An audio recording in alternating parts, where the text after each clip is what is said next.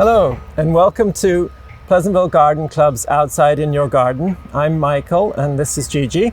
And today we're at Clare Pierson's, and we're going to be learning about how to use herbs, aren't we, Gigi? Yes, and Clare is an herbalist.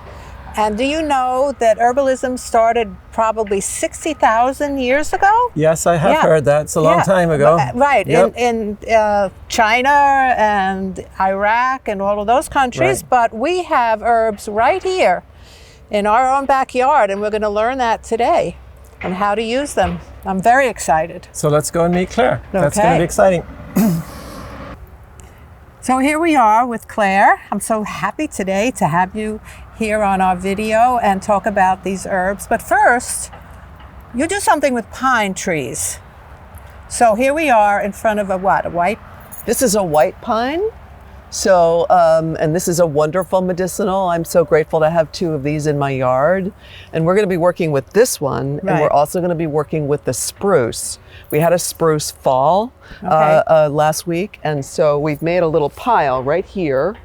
And so we're going to take some of that inside, and we're going to use that to make an oil out of. Okay.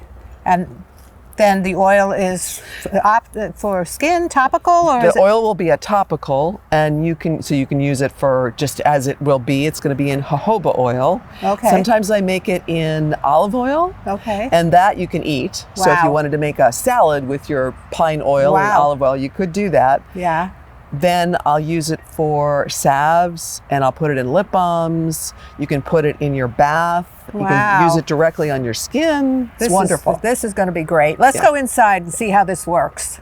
Which one is this? The spruce then? This is the spruce. So I'm just going to show you. I usually wear gloves when I'm working with spruce. Yeah, because it's a little prickly. Mm-hmm. And I'm just going to show you how I cut it, because it is a little bit important. You want your sharpest clippers because just wear and tear on your wrists and so on. You're cutting a whole. So I'm cutting a whole piece, branch like exactly, this, and then I'm going to put them all together, and then I'm going to cut them. So you want to cut in little pieces, because the more surface area to your menstruum. In this case, we're doing a jojoba oil. Right. The more the oil will absorb all of the things you want it to absorb in the pine. You can smell it. It smells lovely. delicious. I know. I'm sorry that there's no smell-o-vision here. I'm going to put a little bit of white pine because I just want to show you how to cut that. Okay. So it's the same thing. Well, you've bent it. But I bent it. So here's the whole piece right here. But what you can do is, I just bend it because it's faster. Okay. So you're going to use those little tender stems as well. Okay. So these are branches that have fallen off the pine. Mm-hmm. And I think you can almost always find, with the windstorms we're having, you can almost always find a down tree someplace to use. So you wouldn't take it off a live tree? You can take it off a live tree, absolutely. But my preference with a tree is always to do as little harm as possible. That's the idea. Okay. So this is my favorite tool in the world. Okay. And I use that because then it's easier to put the pine in. So what we're going to do is fill the jar twice. And that's the simplest method of making an herbal remedy. I don't know what you mean by twice. Right. Well, I promise I will explain that. Okay. So what you do is you fill the jar up with your plant material. Okay. First. Right. And this would be the case if you're using a pine, if you're using a leafy green plant, anything like that. If you're using a root, you don't need to put as much in, and you don't want to put as much in. In my early days as an herbalist, I was very enthusiastic, and I would fill the jar so full that it would take a fork to get the plant material out when I was finished. There really wasn't very much room for the alcohol or the vinegar or the oil.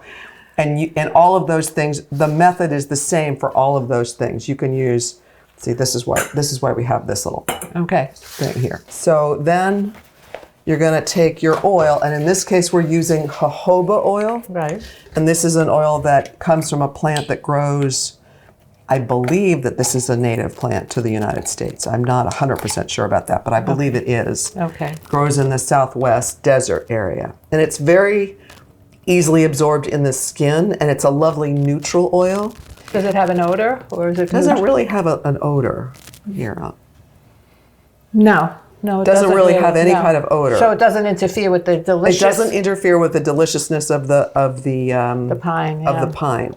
So so we've taken, this is gonna take at least 2 of these, maybe a little bit more than that. Okay. Because this is a half-gallon jar. Okay. And and these are 32 ounces. Okay. So the other oil I really like to use for when I'm making oils is olive oil. And my preference is a first cold pressed olive oil. But that does have a taste. It does. So and I don't mind that. So, and especially with a pine. Yeah. Because this is a really very strong herb. Okay. So you don't have to worry so much about that.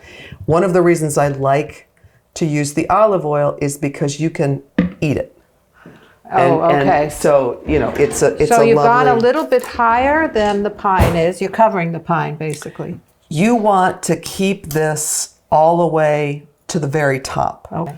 And then the other very important thing to do is to label this. Okay. So because I'm not going to remember when I did this.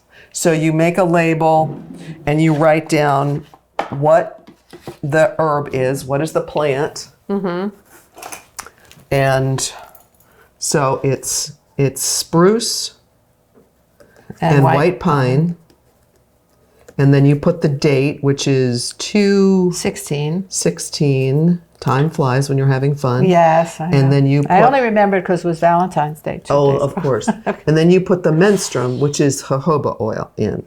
What are you calling it? Jojoba oil. No, I know that, but you call Oh, the menstruum. That's one of those fun things you get to use when you're an herbalist. So, hi Claire. Michael. You told us earlier that you keep your jars after you've made them. Yes. How long do you usually keep them for before you do the decanting? Oh, very good question. So this will be decanted in 6 weeks. 6 weeks. And an oil you really want to stay on top of because the oils are the ones that can spoil. Yes. Well, everything can spill, and I spill everything all the time, so that's not a problem. But the oils are the ones that can spoil.